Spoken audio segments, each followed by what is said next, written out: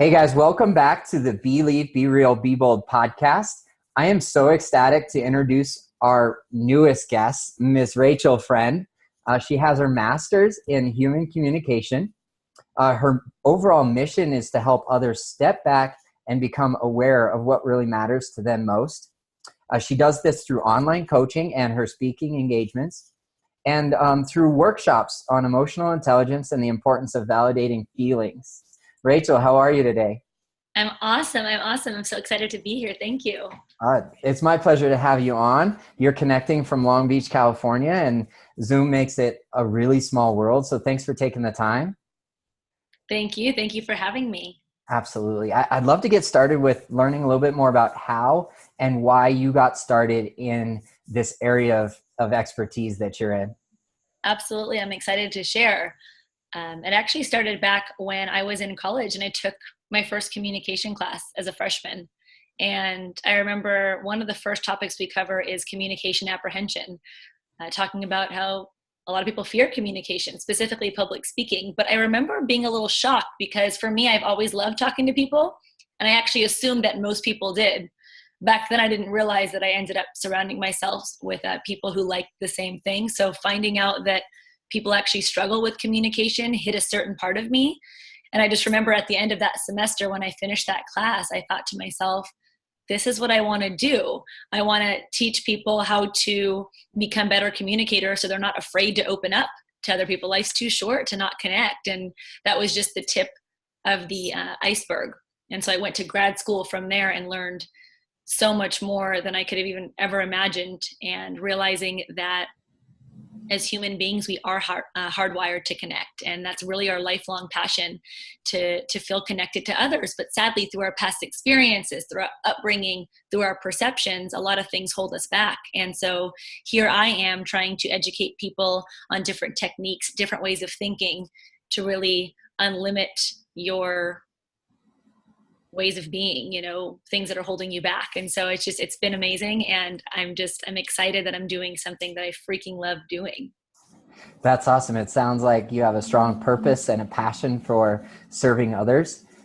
Who is it that you find coming to you looking for your service most? Well, most of who I deal with are actually a lot of my college students, because I got my master's to teach. So I'm a college professor and I teach interpersonal communication. So the biggest range or age range I deal with is at 18, but upwards of, I don't even know, I've had 75-year-olds in my classes, and that's kind of opened it up to having other conversations with adults, which I prefer. I love working with kids, and I think this is important to teach them. However, I like that two-way communication.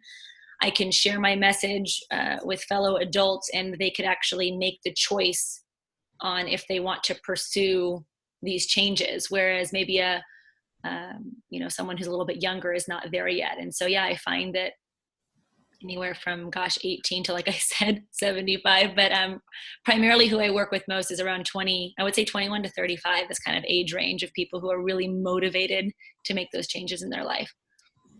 Awesome. Is there one commonality of maybe an experience in their life or a turning point in their life that causes them to reach out between that 21 and 35 years? It's interesting that you ask. A lot of the times I find, well, especially with younger students, a lot of them are going about life the only way that they know how, or how they've been taught. And I feel like they have these moments where they feel stuck, or situations where they feel stuck. And it's just kind of like, that's the way that it is. Here I come in, and I don't know, I'm trying to think specifically with people, because I deal with communication. So it has to do with being stuck with others, which, to be honest, most of us are. And really, whether it's a family member or a past relationship, finding out what the individual is stuck in is the first step. And then realizing that not only with new acquired knowledge, but a mindset shift to kind of help you get unstuck. I feel like by that age, you have had enough experience to realize, okay, you're almost like set in your ways. I don't know if that makes sense, but that's what I've noticed more often than not, is usually you're stuck somewhere in relationships, connecting with others, or not really connecting with others. And that kind of leads them to this interpersonal class with me or connecting with me to find out, well, how do I get out of this? Why do I feel like this type of thing? That's so simply put. And you're absolutely right. A mindset shift to get them unstuck. But that kind of leads me to believe that they have a little enough of an awareness or self-awareness that they're like, I am stuck. How do the people that come to you describe that stuck feeling? Like, oh, I was here, now I'm here, but I want to be there. So I should say that usually stuck comes from my end, right? Because it's almost an unawareness that you're stuck, but rather this idea that this is the way that it is. Like, this is your life. I'm just defensive all the time, or I'm always going to be afraid of people, or, I'm always an angry person. Like, this is just who I am. Not realizing one of the first principles of communication is that communication is learned, and we kind of learn how to be. And that means, dealing with people, dealing with anger, dealing with vulnerability. And so realizing that in those areas, you're actually stuck, as opposed to this is the way that it is. And I think that, again, showing different techniques, or even just dropping that truth bomb of you have a choice, and I'm here to help you kind of see that you have an option, and let's kind of explore different ways to get there. I don't know if that answered your question. That was awesome, actually. And it leads me down my, down my past and what caused me to get unstuck. But what tools do you use to help guide somebody from that stuck position to getting past their limiting beliefs and then to this new mindset? Okay. So because my field is communication, the very first thing is really understanding what communication is. And it's simply how we as human beings attribute meaning to things to understand them. And there's so much beauty in that, because we get to make things, I guess, have meaning. And sometimes we get so stuck on certain meanings that we can't move past them. And so realizing if that meaning isn't working for you, the beauty of being human and communication is that we could rework what that means for you. First step. The second step is realizing, and even again, just educating people that not only do we verbally communicate, but we non-verbally communicate. And so I truly think that by getting aware, becoming aware of not only what you're saying, but what you're actually doing, are those things consistent? And so I feel like a lot of people don't realize the constant messages they send out. And I know I'm saying all of these things about communication, but another principle is that you cannot not communicate. In other words, we are always communicating. There's no turning off until we eventually turn off, if you know what I mean. And so we're constantly sending messages when we're not saying anything at all. It's one of the biggest realizations people have. Wait a second. If I'm silent, I'm not communicating. Oh no, silence is one of the most powerful forms of communication. It can communicate a lot of things. One of them being, I don't want to talk to you right now. Two, I have nothing to say. However, it could also be that you're listening. But realizing that you might be sending these messages, these messages, maybe negative messages, but inside all you really want to do is connect with people. But all we see are these nonverbals, these other cues that are giving other signals. And then there's this huge gap between how we see ourselves and the way other people see us. And so when I'm able to give them these tools to get unstuck, I'm, expressing to them the different techniques to kind of get there. And I want to break it down for you, but I want to make sure that I start fresh. So did I answer your question? That was awesome. And I love to hear that passion come across, because there's so much information out there. I'm certainly not the expert. I'm just your facilitator trying to learn as I go along the way. So perception is reality, and we want to help other people or help people become aware that that's true, and then rework how they think about what this means, what that means, and so forth. So that's kind of our starting place. Would you agree? Absolutely. Absolutely. One of the first concepts I cover too with my clients, with my students, is that, life is how things occur for us, and specifically perception, which is really the basis for how we do everything. I think I'm not a psychology major, but it's usually between the ages of 3 or 5 where that perception develops and we start to kind of make sense of the world. And so you can imagine the different experiences that young children have that lead until now. And all of us have these specific ideas of how things are.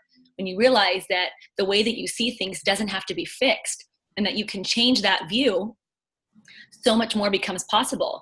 Really just that small shift of, did you know they had a choice? That this is not the way that it has to be?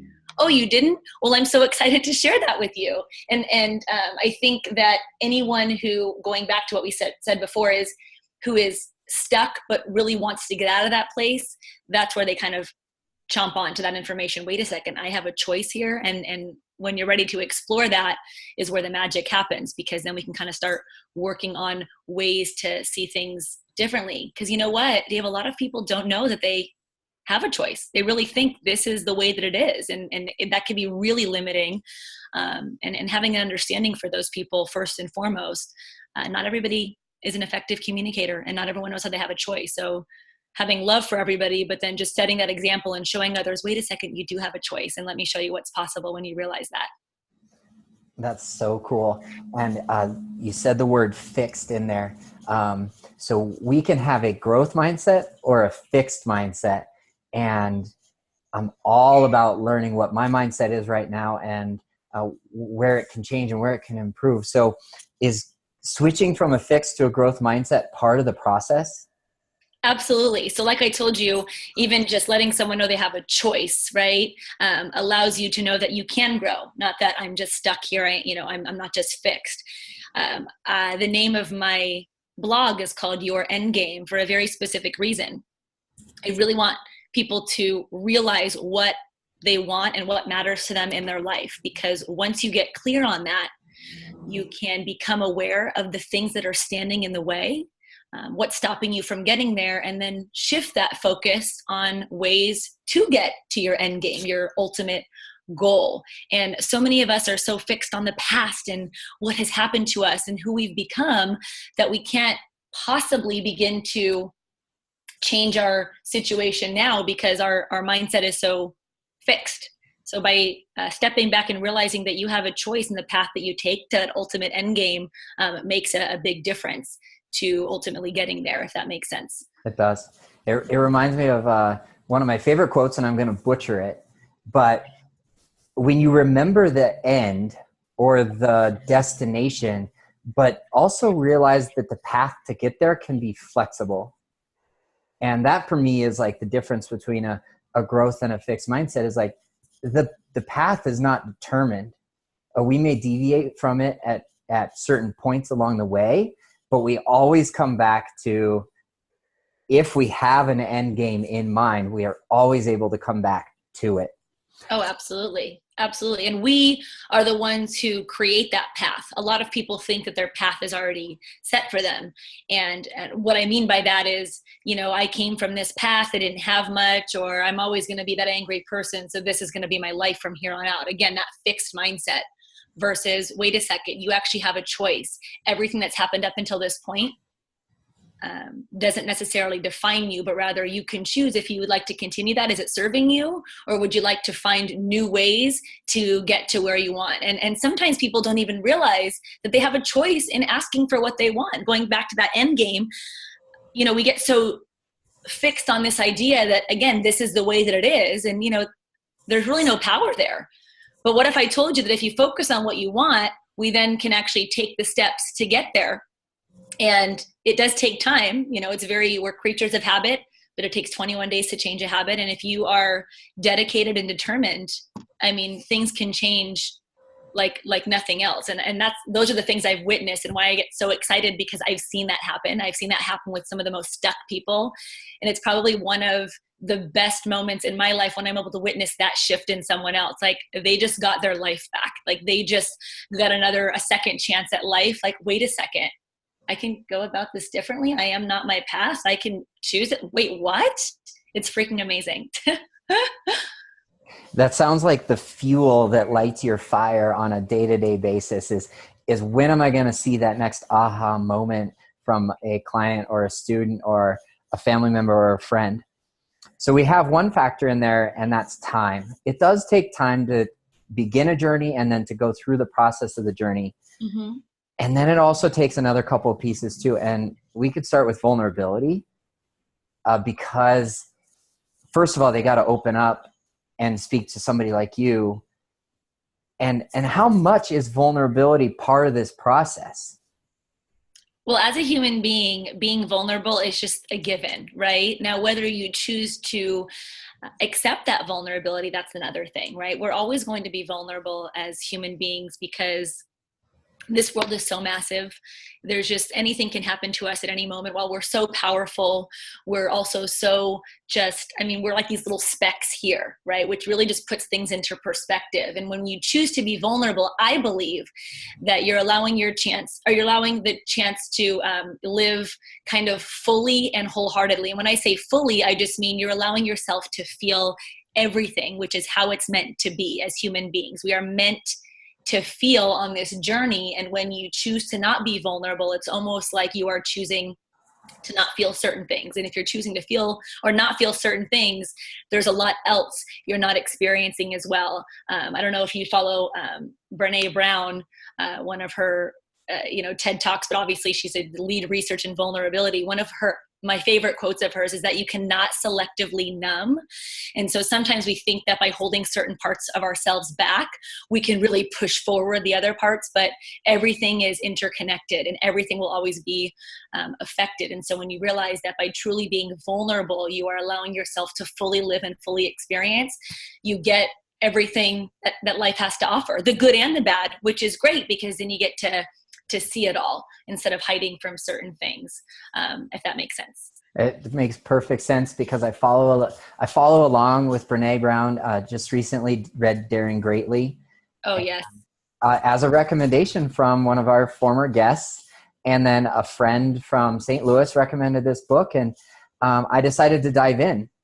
And one key piece of Daring Greatly and Brene Brown's conversation that she has is oversharing in order to give your audience the floodlight effect. Oh my gosh, this is like so much all at once.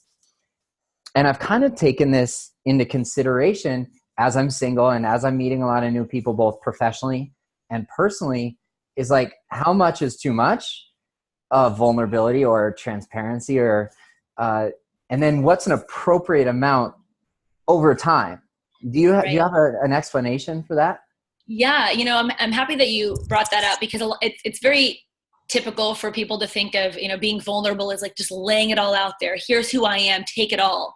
But it really just has to do with how you view vulnerability. And vulnerability could simply, to me at least, it's when you are, I guess, just open to feeling everything, knowing that in life we're going to get hurt, but I'm still going to put myself out there because the experience is much more worth it. And so being vulnerable is almost like it's okay that I'm afraid to put my heart out there. But in other words, it's okay, but I'm still going to do it. And so going back to this whole floodlight thing and sharing a bunch of information, that even just goes back to communication, learning how to self-monitor, reading other people, and understanding what's important when to share it. So it's really, I think it's a cool distinction to say, I could open up and be who I am. I don't have to give you everything about myself right away, but I still am going to share honestly and openly. Maybe today I'll share this part about my life. And, if you ask more about it, I'll continue. But if not, maybe I'll leave it at bay. And when you become more skilled at, and I don't mean you, I just mean in general, when we become more skilled at communication, you also become better at reading other people and their cues and how they're communicating. And so maybe in that moment, your intention was to share everything about how you felt, but the other person kind of gave you a glimpse, and then you take a step back and you say, is this too much right now, or should I stop? And they're like, well, I wanted to say something. Oh my gosh. Okay, cool. And then as opposed to focusing on what's going on here, it's just this constant interaction between the two of you, giving each other feedback and signals. And then before you know it, you've really deeply connected and both of you are sharing. I know that was a really long way to answer your question, but I hope I did. No, that's definitely what I was looking for. I love the self-monitor. Better communication leads to better communicators. Am I summing that up correctly? It makes sense, right? Yeah. It's like a reverse, well, not a reverse, but a snowball effect or a compound effect where this layer upon layer upon layer improves every step of the way so that we can unleash and open up doors to things that we weren't aware of before. Oh, absolutely. You're making me think of something that, kind of a concept, an idea that I share a lot that I think not only sums up what you're saying, but also, a big part of what you talk about is, being authentic and leading with authenticity. And truly to me, I think this is kind of one of the answers for me on how to be authentic. And so, realizing that we as human beings have so much control over our situations, it's crazy. Even though we don't have a lot of control over what happens in life. I don't know if you've heard of the 90-10 principle from Stephen Covey, right? Life is 10% of what happens to you, but 90% of how you react to it. And that's, again, the beauty of communication is we could put meaning into whatever we want. We can choose to focus on it. We could choose not to. And so with that being said, it's crazy how much control we have over situations by realizing that we control the space that we inhabit, right? And so really asking yourself, what space do you create? And I'll tell you how that's how we get there. The saying goes, it's not what you know, it's how you be. So it's not what you know, it's how you be. And the biggest distinction with knowing and being is action. I'm actually taking action. You could be brilliant. You could have all of the tricks in the book up in your head, but do you choose to share that and express that so people know? Because it doesn't matter. You might have the cure for cancer. If you're not sharing that and expressing it, we're not going to know. The same thing goes for feelings and what you ultimately want. And so I'll give you an example. You might know that you really want to open up and connect with people, but on the outside, how you be, you clam up when you're with people. You don't often make eye contact. You don't ask a lot of questions. And so to others, you're giving off this perception that you might not be that interested. So what you know inside, how you're being, they're disconnected. And so I'll kind of break this down even more. Here's how we know what's going on with us as human beings. 3 things: how we're feeling, what we're thinking, and what our intentions are. So how we're feeling, what we're thinking, and what our intentions are. That's how I know what's going on with me. That's how I assess myself. Makes sense. But other people judge and evaluate us on 2 completely different things: our words and our actions. Because that's all they can ever see. They can't see what we're thinking. They can't see what we're feeling. They can't see what our intentions are. People can only assume that by what we're doing and what we're saying, that's who you are. But if you've ever been someone, Dave, who's had a bad day, you don't want anyone to know about it. You're really trying to hold it in. And, someone comes up to you and like, hey, is everything okay? And you're like, yeah, I'm totally fine. But deep down, you're not. That's an example of not honoring what's going on inside of you, right? You're being inauthentic, essentially. And so to me, I feel like if we can strive to close that gap, in other words, the way that we see ourselves can, as close as possible, be one with how other people see us, then to me, that means that you are putting out who you really feel that you are. And that even means if you're terrified of love and afraid to get hurt, I'm not afraid to express that. I'm going to share that with you because it'll bring me closer to you. Actually, sharing our fears and the things that we're afraid of with others bring us closer to others, believe it or not, versus acting like you have it all together, but deep down you're terrified. Fake it till you make it. Not a fan of that, by the way. Even though it works for some people, to me, that's being inauthentic, to be honest with you. So I think by mending that gap between what's going on internally, expressing ourselves outwardly so people really get that feel from you, that, in my opinion, is being authentic, and that's creating a space that you want to be in, right? And so little things like smiling at people so they know that you actually are friendly versus deep down, I'm a friendly person, but I'm always frowning. I don't understand why people don't take me, a certain way. And so anyway, that's a huge distinction of mine, is realizing how you be, because that's all people can ever take you as. And are you being how you're feeling inside? And a lot of us aren't because of a number of things. And so that's why I'm here to kind of get you clear on that. Stellar. That's like, I'm sitting here in the office and I'm trying to process, but being present in this moment. That was exactly what I would never be able to put into words. Well, so I'm happy to share with you. And it lends me the next direction between a giver and a receiver. And you explained it very well, of like, The closer I am to outwardly displaying what's inside brings me closer to that receiver, or to Yeah. the audience, or to the person that we're participating with in that moment. Oh yeah, And I'd love to hear just a little bit more about that in absolutely. your own words. Absolutely. So let me go back and tell you again why I love communication, but why I just want to, share my knowledge with everyone. Going back to the very simple idea that we're hardwired to connect. If you think about it, we need each other as human beings. I mean, we really do. Do you know what the cruelest form of punishment is, Dave? Have you heard? Solitude. Yeah, solitude, solitary confinement. We don't do well on our own. Yet some of us battle so much, like, I got this on my own. Like, you don't have to, and it's okay, right? And so really, we truly do want to connect. As a matter of fact, the reason most people struggle is because of the disconnection that occurred earlier in life. I mean, we need to be able to connect. We need human beings to survive, especially as young children. I wish I could go back and give everybody a loving, amazing life. I really wish I could. It's the Mother Teresa in me. But, sadly, here's where we are now, and here's how we can choose to be. And so when you realize that what we really, truly want, our life's purpose, is to connect with others, and you can find, you could find the areas in your life where you might struggle with that or why that came about, but that need is still there. And so let's focus on bridging that gap. And so by finding that out about yourself, like, I really do want to connect, and I want people to, this is something that and I'm not even just making this up, over my 10 years of teaching, the majority of students have responded that they really do want to feel like, or people to feel like they're approachable and friendly, even though they give off other vibes. I want to be close to people, but it's so hard and people always hurt me. They still want that. At the end of the day, you still want to feel connected with others. And I'll tell you why too, Dave. When it comes to interpersonal communication, we all have 3 fundamental needs: the need to feel loved, the need to be included, and the need to have control. As human beings, uncertainty scares the crap out of us. And so chaotic things that we don't understand scare us. But in terms of feeling loved and included, I mean, think about when we're in middle school and someone didn't call us for the team, the feelings those bring up. So no matter how old you are and how bitter you are, you still want those things. And so when we get clear on that and realizing that by being vulnerable and authentic and expressing that, it brings you closer to other people who are also terrified of the same things, right?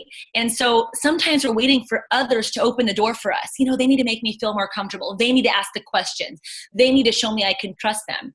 There's no control there. The control is in your court. This is your life. You're in the driver's seat. What space do you want to create, right? And so if you want to be closer to others, what can you do and say to bring you closer to that, right? Because again, that's your authentic self. That's what you truly want. And even though there's a lot of fears in there and you're terrified, that's okay. Own it. Let people know that it's okay to be afraid, but I can love anyway. I'm terrified of being hurt. That's okay, but I can open up anyway. And hell, I might even get hurt again, but that's okay, because life's worth it to end up finding what I ultimately want, if that makes sense. It does. It makes sense to me. And that's a big concept for somebody just getting started on authenticity and vulnerability. And fear of rejection is a big factor here. Mm-hmm. It goes to that second point of wanting to be included. And then control. My own personality type has a tendency to be intense on control when I'm not healthy. But Yeah. when I am healthy, I lean and I tend towards more of like a helper and more of a Mother Teresa, like you were talking about. Yeah. She and I have similarities between our personality types. I'm not saying like I'm the world changer at all. You are, Dave. You are. In a completely different way. And one thing I want to pick out of that amazing description of vulnerability and authenticity and how we can become closer to each other is, you said, create the space. And so this comes from ourselves allowing other people to feel comfortable in our space that we create, Mm-hmm. so that we can get what we're looking for: love, inclusion, and control. Mm-hmm. And so that they can get what they're looking for, which is feeling like your words and actions are truly a representation of yourself. So Right. how does one create the space, maybe first impression, second impression, or third impression? Like, say we don't know each other very well. How Yeah. do we create that safe space for two people to communicate best? Well, the first thing is becoming aware that you have control of that space, right? And as I mentioned before, and when I usually do my courses, I mean, this is like I know we're talking about big concepts here, but we do this step-by-step process to really understand yourself first, and the messages you might be sending and how those are giving you maybe results you're not a fan of, and how we can kind of rework those and think about what we can do to get the results we want. And so simply this awareness that you actually do control your space, because we feed off of each other's energies, realizing what you ultimately want from somebody and then kind of putting that energy out there. And I don't mean energy like you're sitting and, just your mind, playing mind games, like you're actually doing and saying things, because that's how we know. No one's a mind reader here. And so the first step is becoming aware. The second thing is just realizing that, the ball is in your court right off the bat. Now, I know it's really easy to say it, especially in the dating game. I left the ball in someone else's court. I called them once. I need to wait for them to call me back, right? So these like rules that we impose, just like, what do you ultimately want? Do you want to talk to this person? Let's make it clear, right?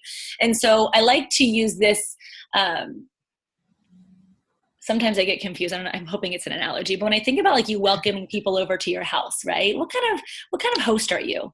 Are you somebody who, when someone walks in, immediately, you take their coat, like, hey, have a seat here. Would you like something to drink? And then you might ask them the kind of show they want to watch. Like, are you that person who makes other people feel comfortable in your presence? Or when somebody shows up to your house, they're not sure if they should sit down, you kind of leave them to fend for themselves. They don't know if they should ask for a drink or not. Going back to this idea that you create that space. And so if you want people, for example, to feel comfortable in your presence, what might be things you can do? And so going back to maybe not giving too much information to someone, starting small. People love when you ask them questions. People actually like sharing about themselves if they feel like the questions that you're asking are genuine, right? And so sometimes we share a lot about ourselves, which is important too, don't get me wrong. But not being afraid to ask somebody, one, how their day is, but not stopping there, maybe elaborating more. How was your weekend? Or talk to me about something really big going on in your life right now. Building on these questions. Sometimes we get so stuck in asking these small questions and then we stop there if we don't get the response we want, instead of, wait a second, I really do want to connect with this person. That's my end game. So let me continue asking those questions to feel them out. Now, don't get me wrong. Sometimes people close up and you might have to pick up on that. And here's the thing, Dave, these are all trial and errors. You might have a bad experience and someone might not open up to you. But here's the thing.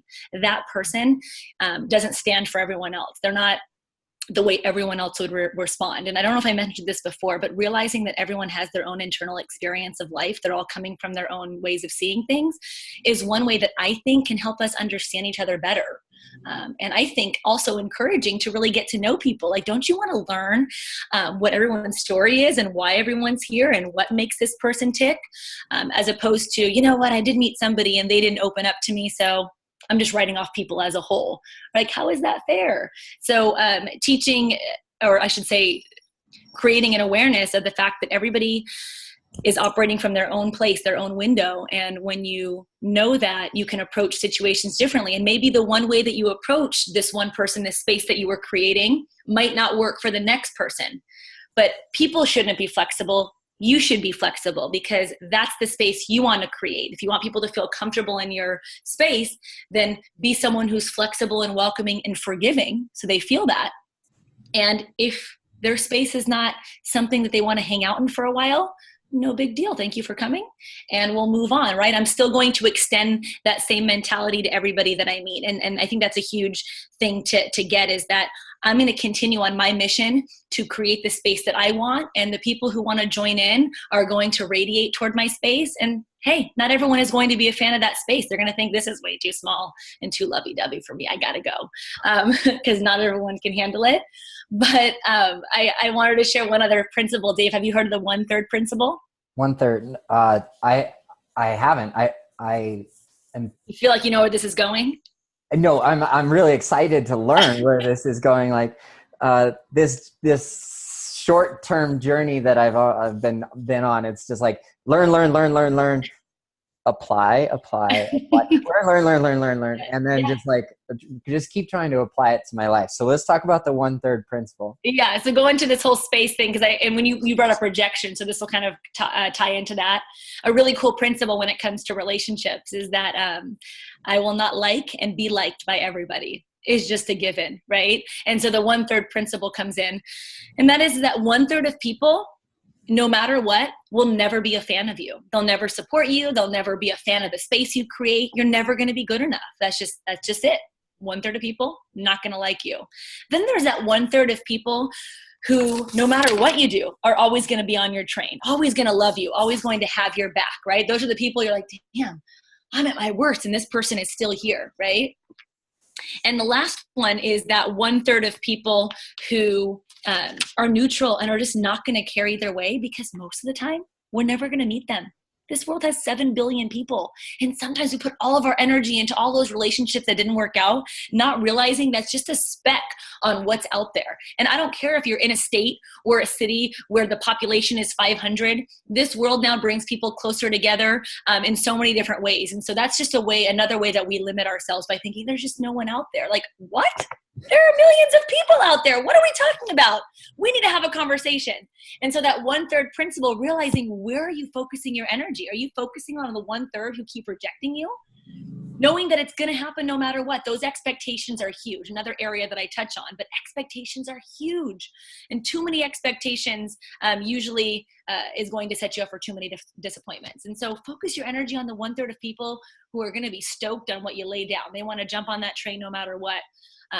And that's gonna be enough experiences to fill the rest of your life. I don't even know if you'd meet 1/3 of people in this world, but it's just a really cool mindset. I like that a lot. You can't please everybody all the time. You're not ice cream. Hey, some people don't like ice cream, okay? 1/3 of people are either allergic to it or there you go. I can't eat ice cream because the sugar just destroys my it inflames me.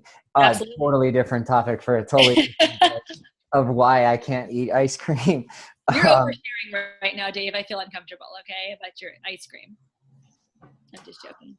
I love that joke. That's so funny because 1/3 of people will actually say that and they'll be like, oh, he doesn't like ice cream. Not a fan of Dave. Yeah.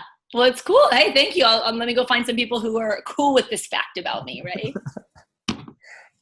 It's part of letting go, realizing that my mindset can change and that 1/3 of people will never be a fan of me no matter how hard I try. Yeah. So I'm not even going to go out and waste my energy on seeking their approval. Mm-hmm. And that was part of my journey over a year ago. It was like, I realized I was seeking this person's approval or that person's approval, and it destroyed me from the inside out. Yeah. Because they might have been in the 1/3 that was neutral or the 1/3 that was just not even a fan. Absolutely. And bashing my head against this glass ceiling or this brick wall that I couldn't bust through. And I'm like, you know what? Why don't I just walk around that brick wall and find the other people who are jazzed and pumped to be on this journey with me? Yeah. And it sounds like you found some of those too, huh? Huge mindset shift for me. And then I start a podcast, and then I just start talking to these 1/3 people who are raving fans on a podcast. That's awesome. I wanted to tell you, Dave, when you were saying that need for approval, that also comes from that like need for love and inclusion, right? So when people are like, why do you care about what other people think? What's wrong with you? Like, oh, wait a second. We're human beings. Like, we need that from each other. It's just more so focusing on who can give that to me, or knowing why, where it comes from. There's nothing wrong with us if we need that. I completely agree. And I do know that that's where it came from, but also I wasn't at the point in this journey where I had approved of everything I was doing. Like, it hadn't started with me yet.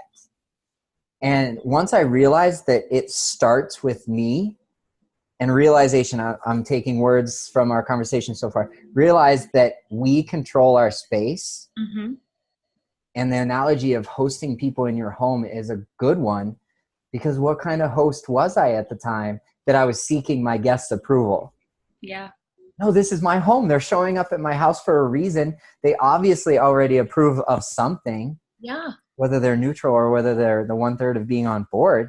I'm going to have to accept that where they're at and know that where I'm at is well and good. Oh yeah.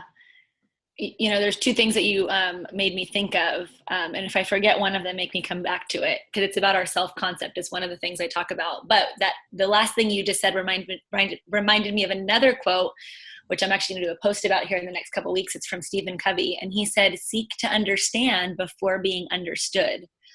And it's another huge talking point of mine with my class and my clients, that it's such a cool place to come from. When you're really trying to connect with people, you see their stories and understand them. And it's not so much about you, but it ends up bringing you so much. But your intention is not, oh, I'm going to do this because I know it's going to really help me out. But rather, I am genuinely interested.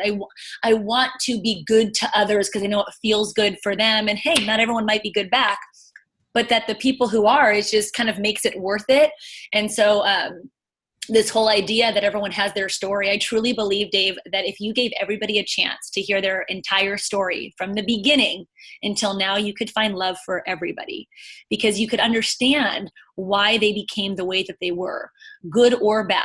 I believe that there's no such thing as an evil child born into this world, but because communication is learned, because of our culture, our upbringing, all of that stuff affects how we are. And so at a young age, we don't have control over it. The cool thing is that now we do, which actually, oddly enough, segues into what I wanted to tell you, this whole idea of our self-concept.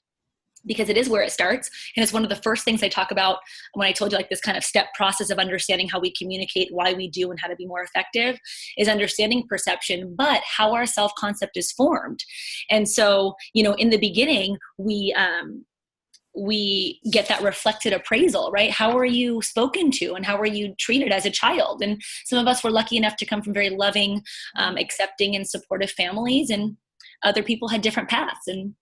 And looking back and judging and blaming can't ever do anything for us now, but realizing that we did have very little control when we were younger. We also build our self-concept through social comparison, or people who are like me or were different, or I didn't have that. Again, little control. But as we get older, when that rational part of the brain kind of fully develops, and why I also love talking to college students and adults, is that there's the element of personal construction, which is the last piece of the puzzle with self-concept. And that's where the control lies. It's like, wait a second. I know I came from this past.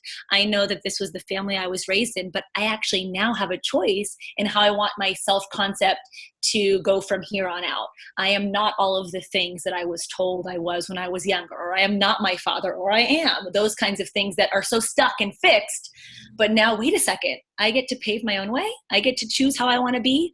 And that realization is huge. Does it take time? Yes.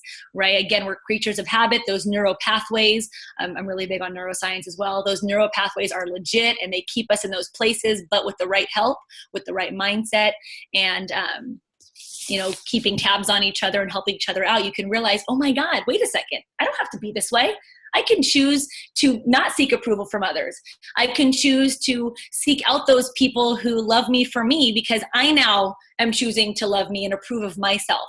And when you do, you don't necessarily seek that from others, but other people just add to your beautiful space, your beautiful bubble, because I've already got this. It's like if no one's laughing at you, if you're laughing at yourself, that's what matters, right? So anyway, that's what came up when you said self-concept. I know I just have a lot of things to say. Bring it on. If somebody wanted to learn more about personal construction, which I believe is so closely related to the journey that I'm on, yeah, I'm creating this new person out of, say, rock bottom, or I'm creating this new person out of necessity, because in 2017, business and my personal life was not where I wanted it to be. Yeah. And instead of externally blaming or externally putting that responsibility on somebody else, I internalized it and began what you're referring to as personal construction. So if somebody were to read more about that, where would you send them? I mean, gosh, you could do a bunch of, even like a Google search on working on self-love, for one, but two, in terms of personal construction if it wasn't something that I was talking to them about. It really just has to do with, finding yourself and what matters to you, and kind of going back to that end game, that reason, because like I said, everything up until now, especially if you think you don't have a choice, hasn't really been effective. So now let's talk about the person you do want to be. What do you want for your life? What do you want out of your relationships? Let's first get that out there. And then if this is what you want, depending on how bad you want it, finding out the ways. And some of that is kind of cleansing those attachments to the past. I don't know if, I'm trying to think what it's called. There's a seminar called Landmark Education. Have you heard of it? I've been connecting with 2 or 3 people in the Denver area who have gone through the process, and they are all 3 raving fans. Yes. I've invited 2 of them to be guests on the podcast. So that's awesome. Hopefully we can pick their brains on what kind of an experience that was. Yeah, it's life-changing. It really is. But I was going to say, when you were, if I had to give you something concrete, it's a cool little seminar. And there's actually a bunch of them out there. You can call them like transformational seminars. Some of them might call them like self-help, which kind of has this like negative connotation. For me, I think to myself that the more you know about yourself, the more power you have in your life, right? And so self-knowledge is huge. And so anyway, I took that seminar right when I was in grad school, and it was definitely a moment that changed everything for me. But when it came to what do you want out of your life, what do you want to make this life, first setting that up, and then you kind of break it down into smaller compartments. If you look at everything as a whole, we always get very overwhelmed. But if you could break it down into little steps, what do you want to focus on first, or what's most important? And I always say that the first step is working on yourself before you can work on your relationships, because the way that you view yourself, your perception of yourself, is going to affect your perception on everything. And a lot of times we project that onto others when we're not in the best place. And that's okay. But working on yourself, even though it can kind of be scary, like I said, is very powerful. And you're on this one journey with yourself your entire life. And so knowing yourself will benefit you always. Even when it's scary, it'll benefit you always. And so anyway, that's kind of a resource that I can think of off the top of my head. Great suggestion. I love it. Rachel, if somebody wants to get a hold of you and connect with you more, what's the best way to do that? Well, my website is itsrachelfriend.com. So it's my name, but with the little "it's" right in front of it. And then I have my Instagram page I just launched, which I love sharing just kind of daily inspiration and, cool little IGTV videos. And it's also It's Rachel Friend. So it's consistent with both of those, and they're pretty similar. And yeah, right now I'm just kind of sharing that knowledge with others. And if people are feeling what I'm putting down, I'd love to talk more with them, because our journey on this planet is short, and we should really be spending it living the life that we want. And it doesn't matter where we started. All that matters is how we finish and how we're living now. And so if I could help people kind of reclaim their life, then I'd say I've lived a pretty good life. I love it. Thank you so very much, Rachel. That was awesome. It was a great learning experience to sit down and connect with you. What do you say in 6 to 12 months we jump back on and we do a follow-up and see where we're at? I love it. It's a date. I would love that. And I appreciate you having me on your podcast. I really respect what you do. And so thank you for allowing me to share what I love with others. No, the pleasure is entirely mine. Thank you so very much. And I want to remind our listeners, if this message resonates with you, please don't hesitate to share it with the other family, friends, and coworkers. We are very active on social media, Instagram, Believe, Be Real, Be Bold, and then the website, same tagline, where our number one goal is to create a community of authentic people so that we can all reach our own end game. And we have people like Rachel to thank for helping us along the journey. So thank you so very much for tuning in. Talk to you next week.